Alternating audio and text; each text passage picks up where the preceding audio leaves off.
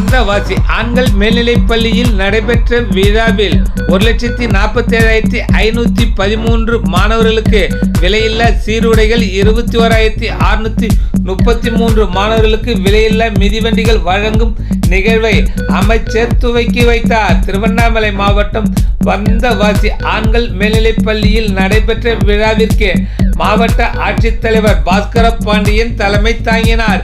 செங்கம் சட்டமன்ற உறுப்பினர் மூப்பேகிரி, மாவட்ட வருவாய் அலுவலர் பிரியதர்ஷினி, செய்யாறு கோட்டாட்சியர் பல்லவி வர்மா, மாவட்ட முதன்மை கல்வி அலுவலர் கணேசமூர்த்தி, மாவட்ட கல்வி அலுவலர் எல்லப்பன் ஆகியோர் முன்னிலை வகித்தனர். பள்ளியின் தலைமை ஆசிரியர் ஞானசம்பந்தம் அனைவரையும் வரவேற்றார். நாடாளுமன்ற உறுப்பினர் MS தரணிவேந்தன், வந்தவாசி சட்டமன்ற உறுப்பினர் S அம்பேத்குமார் ஆகியோர் வாழ்த்துரை வழங்கினர்.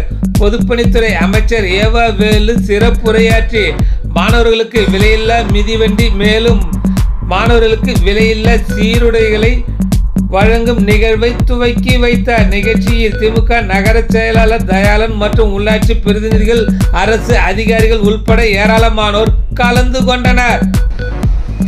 தமிழக அரசை பொறுத்தளவிற்கு இந்த சமூக நலன் மற்றும் மகளிர் உரிமை இந்த துறையின் சார்பாக நம்முடைய திருவண்ணாமலை மாவட்டத்தில் 2171 பள்ளிகளைச் சேர்ந்த 1,47,513 மாணவர்களுக்கு சீருடை வழங்குகிற ஒரு நிகழ்வை இந்த மாவட்டத்திலே தொடங்குகிற நிகழ்ச்சியாக இந்த நிகழ்ச்சி இருக்கிறது.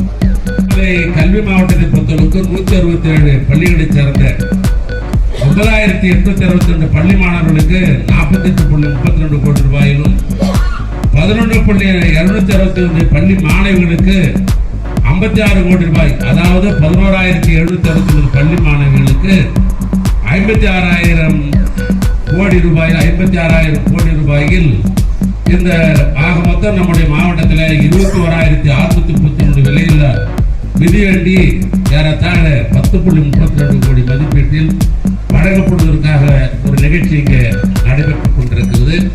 முதலமைச்சர் 28 மாநிலங்களிலேயே முதல் மாநிலமாக தமிழ்நாட்டை உருவாக்க வேண்டும் என்று கருதுகிறார்கள். அதற்காக 24 அள்ளி பயணம் அயராது பாடுபட்டுக் கொண்டிருக்கிறார்கள் என்பது நாம் எங்க இருக்கிறோம்? 92% என்று சொன்னால் இந்தியாவிலே முதல் மாநிலம் எது என்று சொன்னால் தமிழ்நாடு தான். வறுமை ஒழிப்பது என்பது தமிழ்நாடு தான் இன்றைக்கு முதலிடத்தில் இருக்கிறது.